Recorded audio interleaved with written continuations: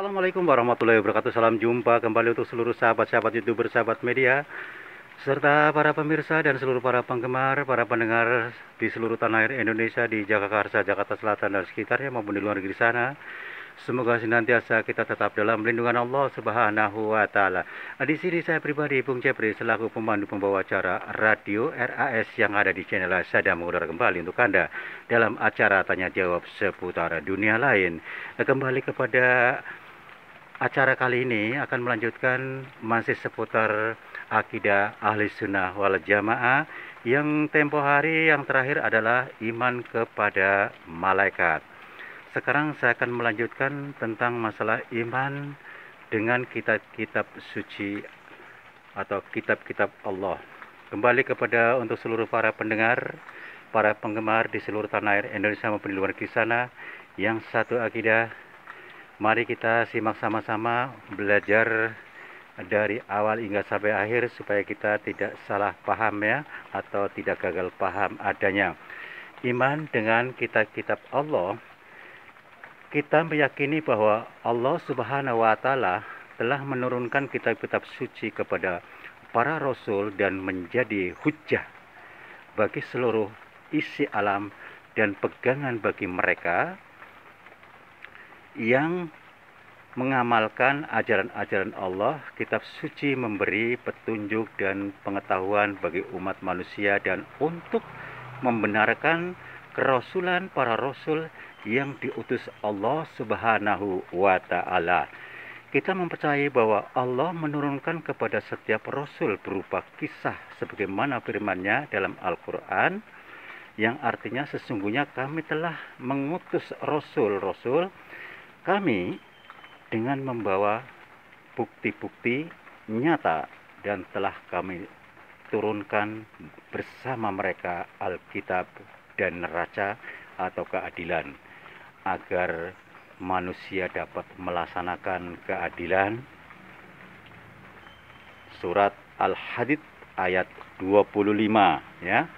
Kita mengenal kitab-kitab Allah. Antara kitab-kitab Allah yang pertama yaitu Taurat, kitab suci yang diturunkan oleh Allah Subhanahu wa taala kepada Nabi Musa alaihissalam, kitab yang terpenting ya, yang diturunkan kepada Bani Israel sebagaimana firman Allah dalam Al-Qur'an, sesungguhnya kami telah menurunkan kitab Taurat yang isinya adalah petunjuk dan cahaya yang menerangi, yang dengan kitab itu diputuskan perkara orang-orang Yahudi oleh nabi-nabi yang menyerahkan diri kepada Allah, oleh orang-orang alim dan pendeta-pendeta mereka, dikarenakan mereka telah diperintahkan untuk memelihara kitab Allah dan mereka menjadi saksi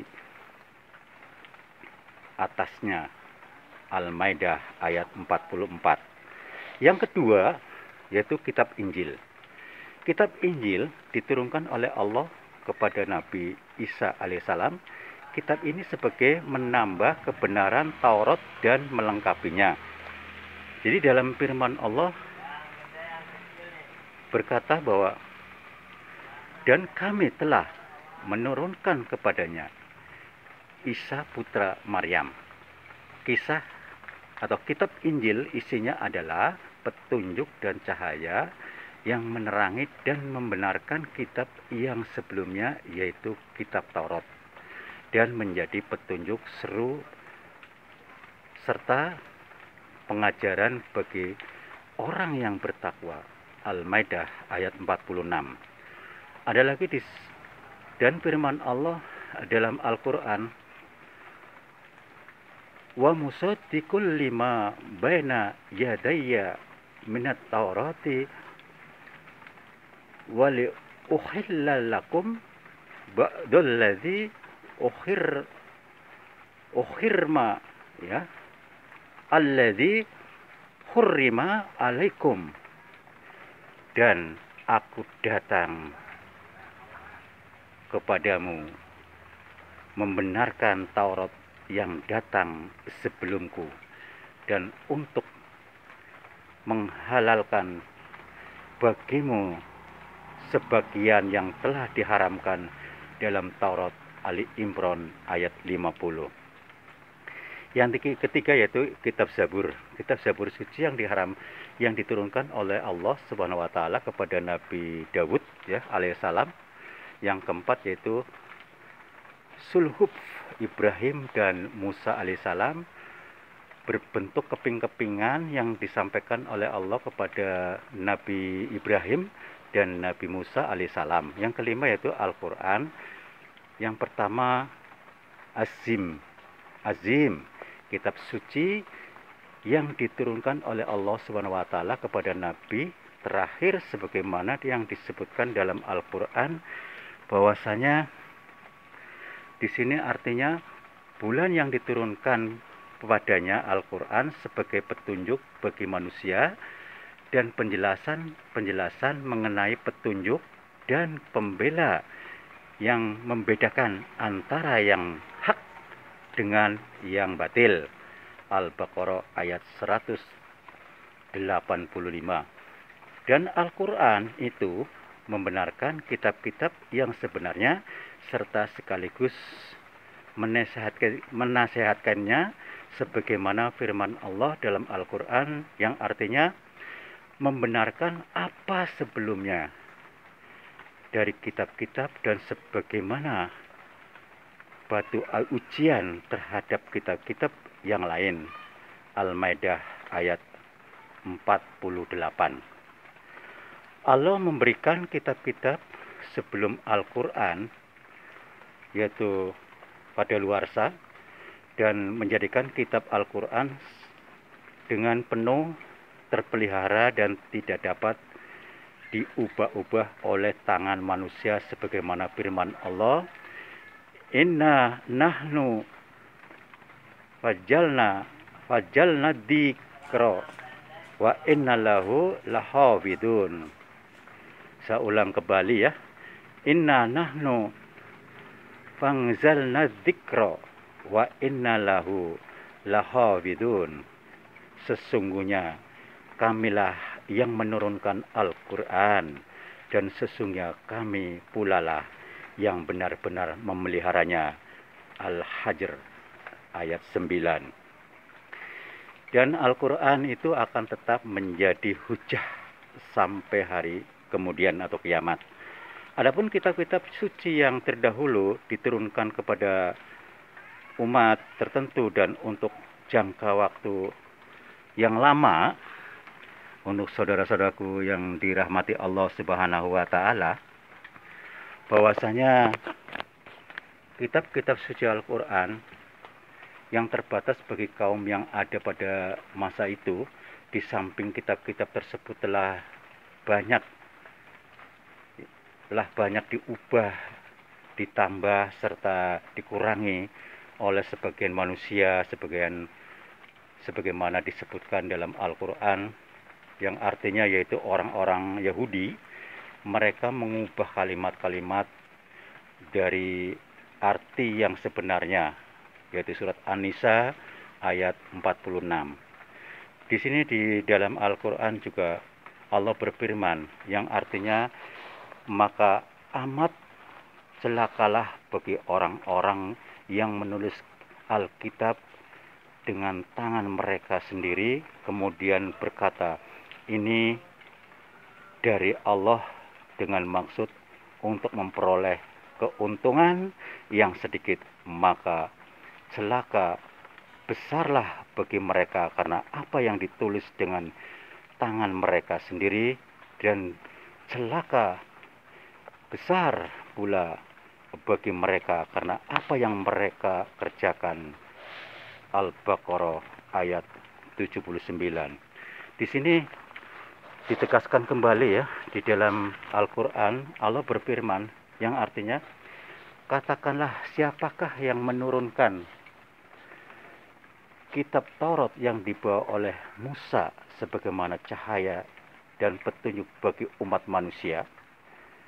Kamu jadilah kitab itu lembaran-lembaran terus, lembaran-lembaran kertas yang bercerai-berai. Kamu perlihatkan sebagaimana dan kamu sembunyikan sebagian besarnya. Surat Al-An'am ayat 91. Di sini ditegaskan kembali di dalam surat, yaitu firman Allah dalam artinya sesungguhnya ada antara mereka segolongan yang memutar lidahnya membawa Alkitab. Saudara pendengar yang budiman, yang dirahmati Allah Subhanahu wa taala, kita lanjutkan artinya tadi ya. Supaya kamu menyangka dan dibacanya itu sebagian dari Alkitab, padahal ia bukan dari Alkitab. Dan mereka mengatakan, iya, yang dibacanya itu adalah dari sisi Allah, padahal ini bukan dari sisi Allah. Mereka berkata, dusta atau nama Allah. Sedang mereka mengetahui tidak wajar bagi seorang manusia yang Allah berikan kepadanya Alkitab sebagai hikmah dan nabuwah, ya. Maksudnya di sini adalah nubuah. Lalu ia berkata kepada manusia, hendaklah kamu menjadi penyebabku, bukan penyebab kepada Allah. Ali Imran ayat 78 hingga sampai ayat 79. Dan firman Allah dalam Al-Quran juga mengatakan dalam artinya di sini, hai ahli kisah, sesungguhnya telah datang kepadamu Rasul kami menjelaskan kepadamu banyak hal yang kamu sembunyikan dari Alkitab. Al-Maidah ayat 15. Dan sampai selanjutnya firman Allah mengatakan sesungguhnya telah kafir orang-orang yang telah berkata sesungguhnya Allah itu ialah termasuk Al-Masih putra Maryam. Yaitu surat Al-Maidah ayat 17. Demikianlah saudara pendengar yang dimuliakan Allah Subhanahu wa taala, karena waktu juga kami harus turun dari udara. Apabila ada kekurangan dalam penyampaian saya pribadi, mohon maaf. Mudah-mudahan dapat dimengerti, dapat pemahaman untuk menambah pengetahuan buat kita semua, yaitu dengan tema iman kepada kitab-kitab Allah Subhanahu wa taala. Mudah-mudahan tidak salah mengerti atau tidak salah pemahaman tentang iman kepada kitab-kitab Allah. Demikianlah saudara pendengar yang dirahmati Allah Subhanahu wa taala di seluruh tanah air Indonesia, di Jagakarsa, Jakarta Selatan dan sekitarnya mau dulu waktu di sana. Semoga kita tetap dalam lindungan Allah Subhanahu wa taala. Insya Allah kita jumpa lagi di waktu yang sama dengan acara yang sama, tanya jawab seputar dunia lain, edisi religi. Wassalamualaikum warahmatullahi wabarakatuh. Ihdinas siratal mustaqim.